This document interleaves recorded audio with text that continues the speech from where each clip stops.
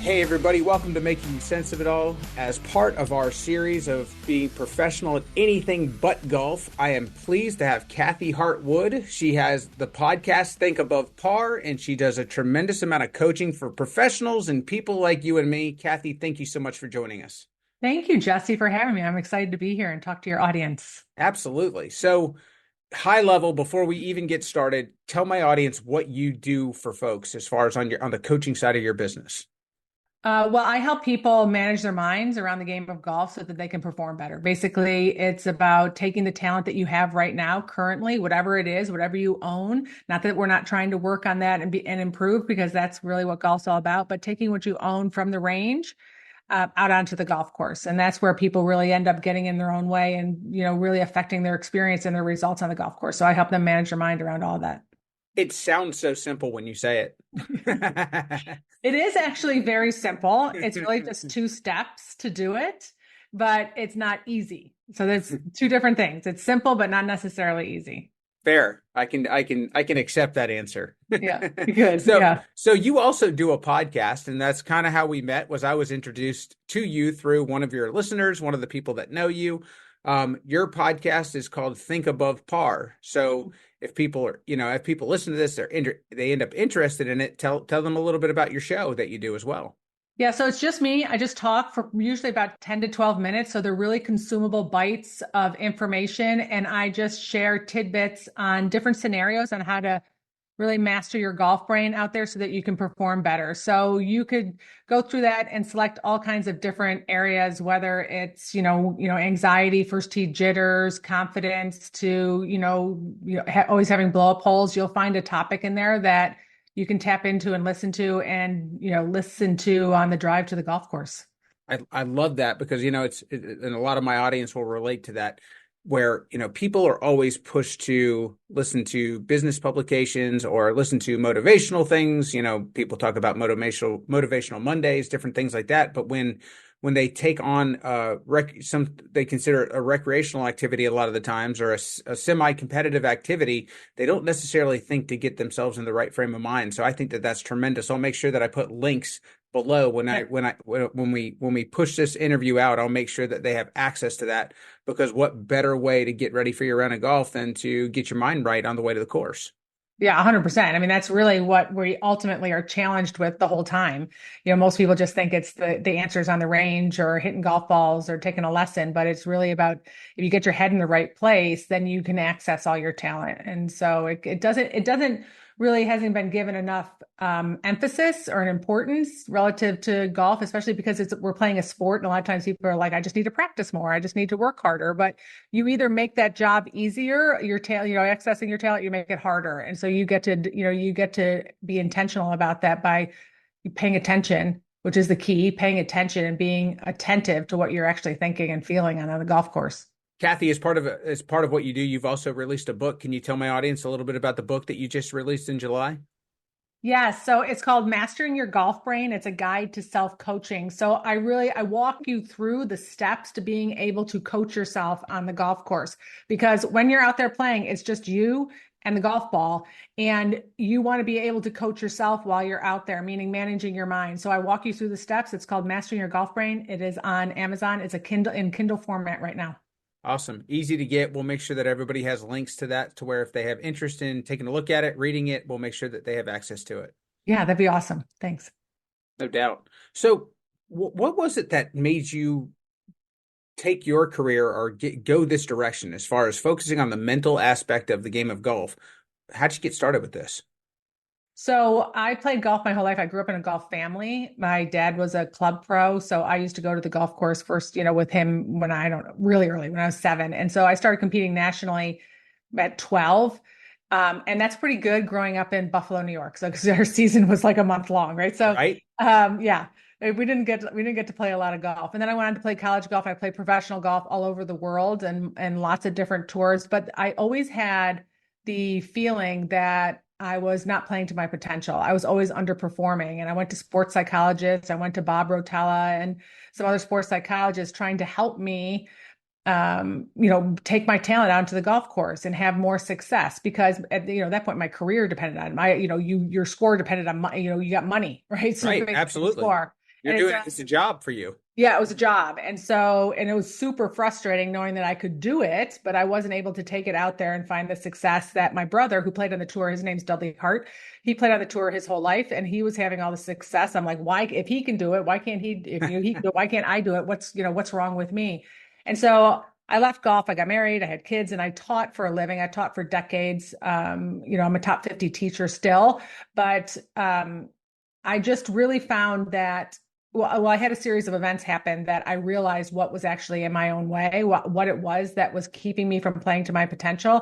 And I started coaching my clients that I taught and helped them. And at some point, I was like, I can make an impact on someone's life so much more by shifting one thought than by changing their grip or changing their setup. And so I got awarded top 50 LPGA top 50 teacher, and that next day I quit teaching. And Interesting. I put everything into just helping people with this area, and I love it. I impact lives way more, just like I thought, than I Yeah. ever did shifting someone's swing or how they hit a golf ball. And they take it not only from the golf course to their everyday life. So I love it.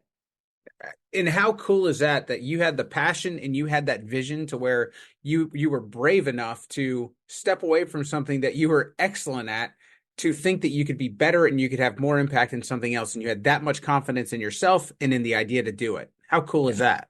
Yeah, thanks. Yeah, no, it was scary. It was for sure scary. People were like, "What are you doing?" It's like, and yeah, I just, now I absolutely love what I do, No, 100%. that's fantastic. Yeah. So shifting to my audience, the people that we're doing this for are for those people that are professional at anything but golf. They do something else for a living.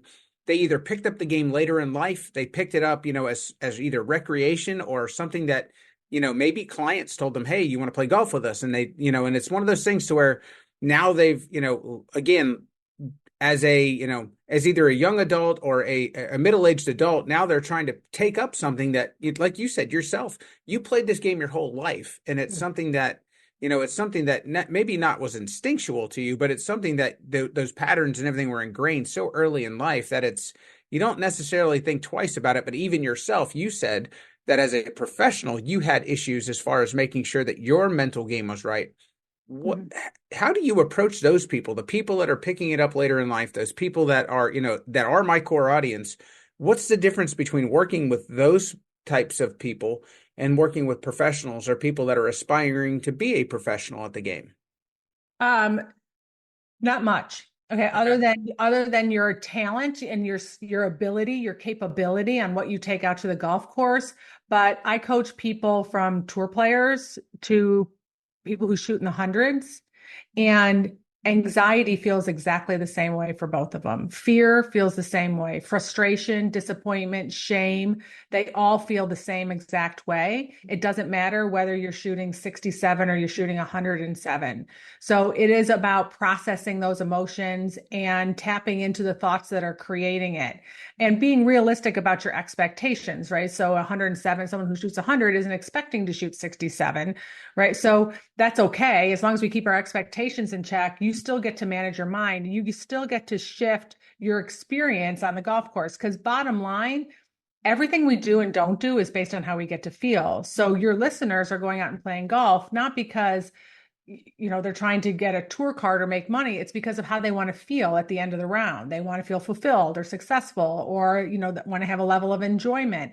And if that's your goal and your mission and your passion and your reason for going out and playing, then you get to create that experience for yourself. What happens is we get stuck thinking that a number or a score or a shot is what creates that experience for us. And it's not true. It's really what we end up thinking about it. So I tell people, it's two reasons that you'd maybe want to start working on the mental part of the game or focusing on it, is that you either have the talent on the range and you just can't take it out to the golf course, like a different person shows up. You're like, who's Right. that guy who was just striping it on the range? You go to the first tee and you'd hit this big banana slice out of bounds, right? You start off your round that way, and then you get the rug kind of pulled out from underneath you and you don't know how to put it back underneath, and your experience shifts, right? You're like, it's frustrating to know that you can do it and you can't take it to the course. The other person is the person who spends a lot of their time on the golf course. So, especially in retirement communities, or they are playing college golf or professional golf or junior golf, or it's just their social circle all revolves around the game of golf and they're not enjoying the experience of playing golf. That's mental as well, and I can help them with that.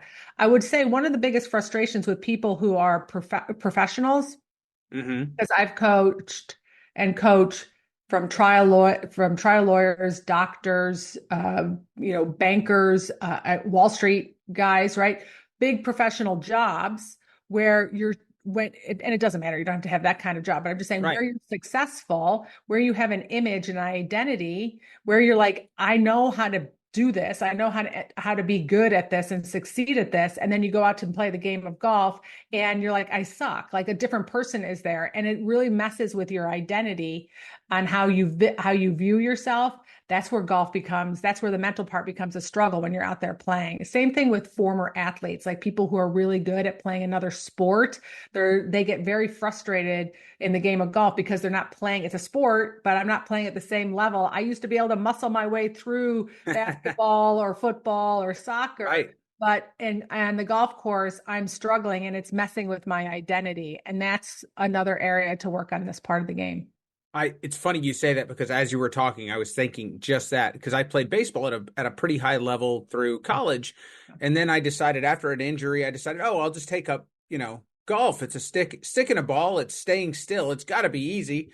And it was that exact thing that you said was I felt like this is something that I should be really good at really fast. And it was quite the opposite. And I found myself to be very middle of the road to poor at the game compared to what I saw myself as a prior athlete.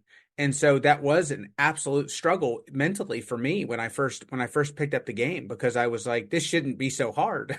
Yeah.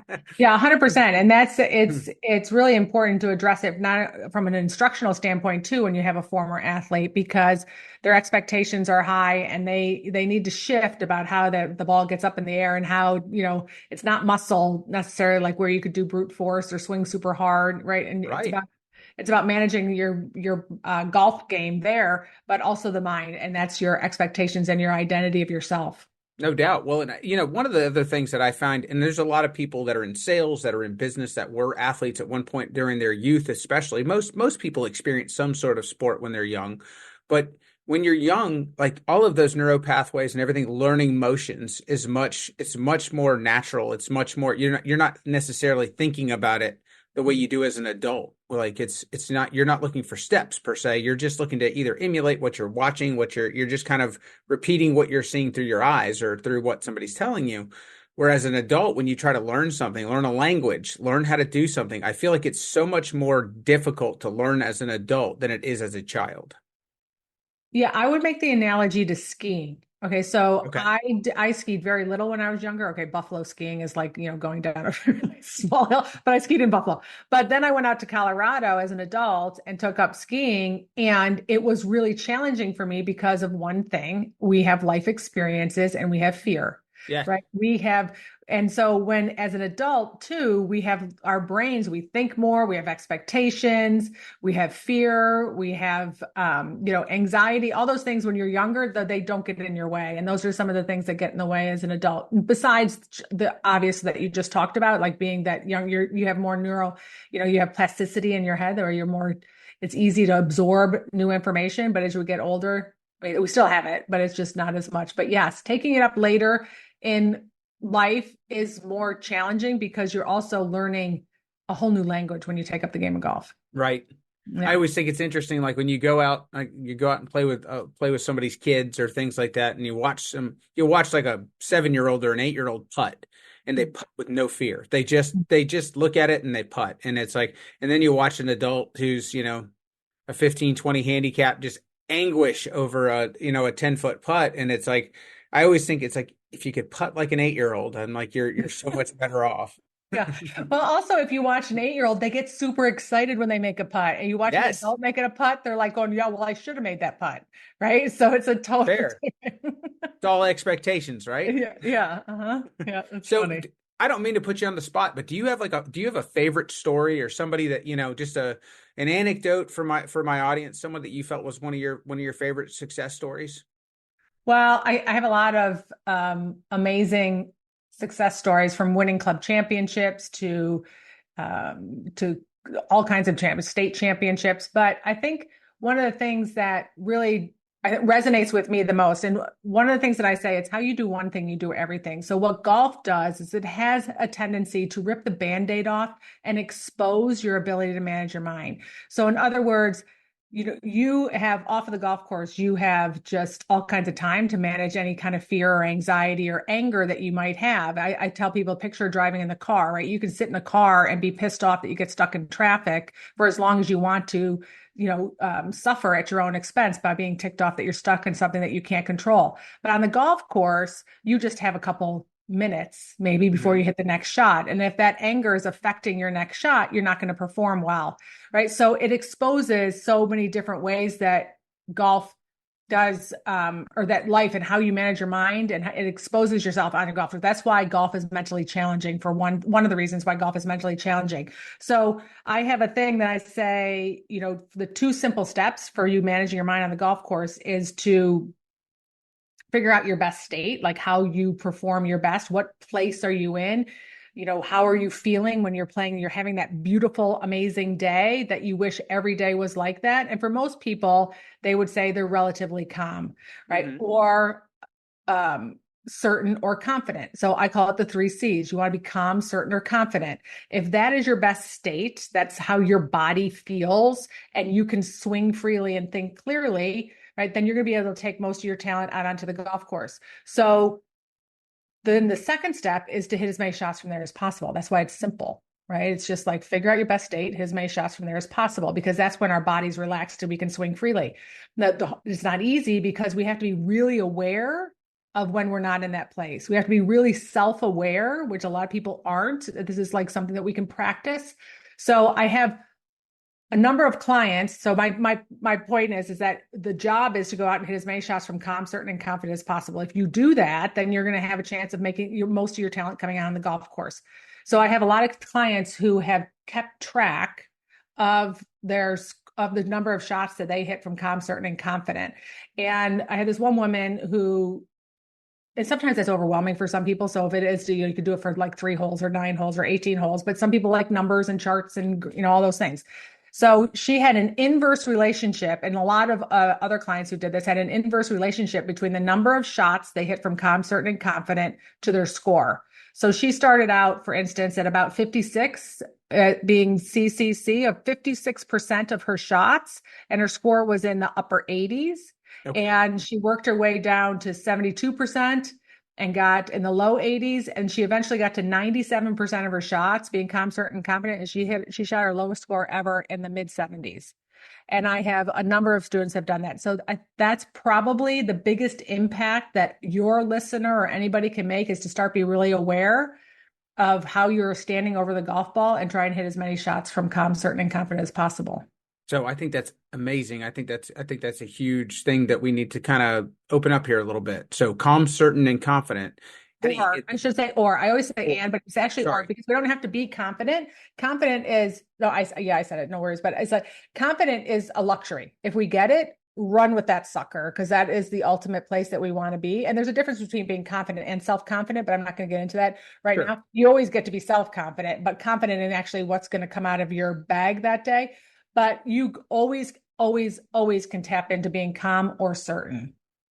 So how do you get there as far, and I don't mean that in such a broad way, but like when you're talking with somebody, when you're kind of doing an intake for a new client, Mhm. like how do you decide, or how do you figure out where that is for them? Like as far as when you're, and I don't mean to get too granular, I guess, but it's like when you say it to me, calm, certain, and confident, or confident, like those things may mean something to me, or I may think I know where I'm at, or I may think, there may be a little bit of a wall up too, to where, I don't want to appear weak, or I don't want to appear like I am not certain about things, or I don't want to appear that I am not calm, because I might look at that as a weakness.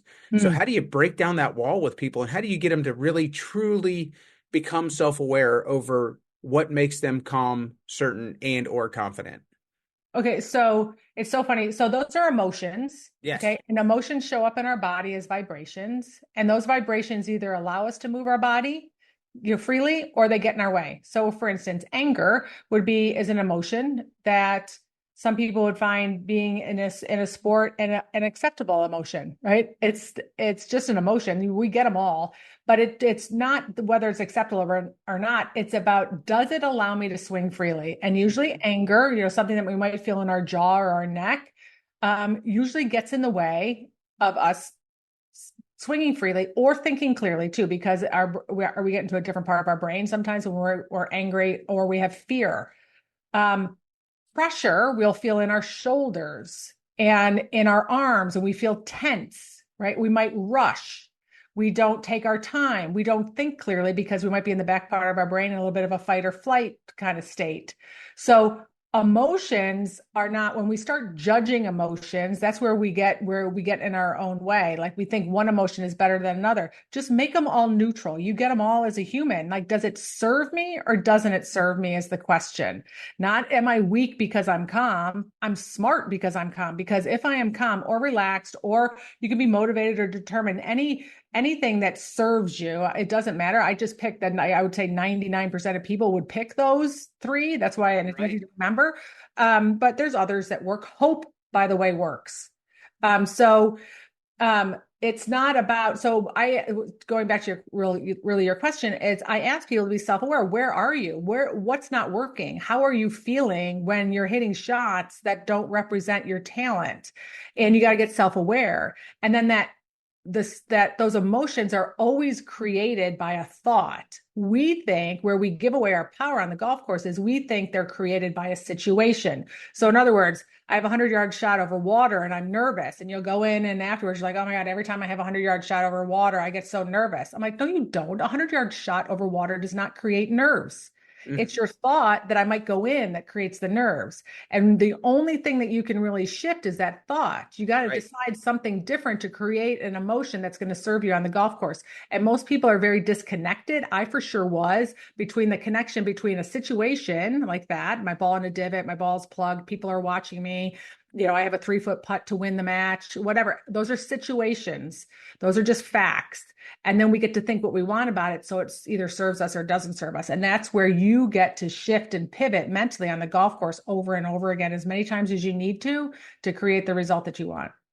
I think it's absolutely fantastic, everything you're saying. I think that, as people are listening to this, there's no way that if they're interested in playing golf, if they're interested in being even just a little bit better at what they're doing, that this doesn't apply. Because Yeah. more than any irons you buy, more than any driver that you pick up, more than any putter that you choose to use, your mind, you are the person who's going to be in every single shot, every single situation. And if you can improve yourself, it's going to be the best thing that you can do to improve your golf game. So that being said, if somebody's listening to this and they say, okay, I recognize the value in this, where do you recommend that they start? Like, as far as when you're trying to say, okay, let me, I need to start somewhere, and they know that this is something valuable. What do you say to the person? Okay, so I would start with just being aware. Like take an extra scorecard and just get really curious on how you're feeling over the golf ball in different situations. That self-awareness in itself is amazing. Okay. That can be in itself, that can shift everything for a lot of people. So were you nervous? Were you anxious? Did you have fear? And sometimes we don't want to look there, but you're what's the word I'm looking for? You're denying yourself when you don't want to look there. I mean, it's there, so you might Right. as well look. You're just kidding yourself and you're hurting yourself. You're not serving yourself. And if you don't think tour players know how to do this, that's how they get to perform under that kind of those scenarios, and they get to shift. Not all the time. It's not easy, right? It's a challenging thing to do because we're constantly working against our own brain. Our brain is designed to scan the universe and look for different ways that we can get in trouble, and it scans the golf course and looks for water and out of bounds and people and scores and humiliation and embarrassment as ways like you're going to get eaten by a saber-toothed tiger. And it points them out to us. And that's why we're always working against our brain. So it's important to go out there and be intentional, thinking on purpose, but it starts with self-awareness. It's always your first step, is just to start being aware of, what am I thinking? What am I feeling over that golf shot? Don't judge it. Don't, make it mean anything about you. It's just be curious. I think that's excellent. It's funny. I had somebody tell me one time that your brain doesn't know the difference between putting don't in front of it and just whether you're saying don't hit it in the water or water in general. Like, it's just your brain thinks in positive. So it's, if you're thinking about something, then you're gonna, it's that whatever that last thing is in your head, that's what you're left with. And it doesn't matter Yeah. whether you said don't or not. Yeah. It's not really that it thinks in positives. It's where you put your attention. So think about it this way. Like, if you were going to ride a bike down a sidewalk that maybe had an edge to it, and you're in your brain, you're like going, don't go off the sidewalk. You just put your attention to the grass or the rocks or the rubble, right? And the chances of you going off go greatly up versus Right. stay on the path. Like, just stay at the center of the path. Now you're putting your attention there. So it's sometimes easier for people to get their head around. It's where you're pointing your eyes. And when you say don't go in the water, you point your eyes to the water and boom, there you go. There. Well, and Yeah. it's all about, it's just like kind of where we started here. It's training your brain, it's training your mind to think properly. And it's just like what we do with our bodies. I mean, people go into the gym, they train their bodies, they train a swing when they go on the range, and really you should be training your mind as well. Yeah, for sure. Habits. Like, negativity is a habit. That's all it is might play with some buddies who are just so negative and beat the crap out of themselves the whole way around the golf course. It's just a habit. And it's so easy. And if that's you, it's just, you get to be aware of it and start going on a negativity diet because it doesn't serve Right. you. Yeah. I say it all the time. Golf is the only game where you go out and you'll be around people that if you're shooting a good score, they almost look at you like, well, why are you playing so well? Like, Yeah. it's a weird thing around, especially amateurs and especially people who are, if they're used to shooting in the 80s, it's almost like they're like, well, this isn't me. I don't shoot in the 70s, or I don't play that good of a game of golf. But it's the only sport I've ever been around where people are not looking to play as the best they possibly can every single time they go out. Their mind almost fights against them sometimes. It's a crazy phenomenon. I think that is nobody goes on a basketball court and throws up a shot and says, well, I shouldn't have made that. Like, it doesn't happen. Exactly. Yeah, it is. And then that's about being self-aware, and that, and deciding to think, yeah, of course, that's who I am. I'm a person who holes out from 100 yards sometimes. Absolutely. I Yeah. feel like we could continue to talk forever. I'm enjoying this conversation. I think we've only scratched the surface, but I'd love to, reserve the right to call you as a witness again, if you don't Yeah, mind. for sure. I'd love it. Absolutely. Thank you very much. I would as well. If my audience is intrigued, they want to learn more, they're like, okay, I'm hooked. We're going to put your podcast down. We're going to put your podcast at the bottom of this because I think that's a great way for them to get started with you. It's called Thinking Above Par with Kathy Hart Wood. But also, if they would like to inquire about your services, what's the best way for them to get a hold of you? I would probably just send me a message on Instagram at Kathy Hart Wood. Okay. Send me a direct message there and connect with me. And yeah, and I'd love to talk to anybody who wants to learn more about this. Awesome. Kathy, thank you so much. This was amazing. I learned so much, and I can't wait to learn more from you. Okay, thank you. Thanks so much for having me. I can't wait to be back. Absolutely.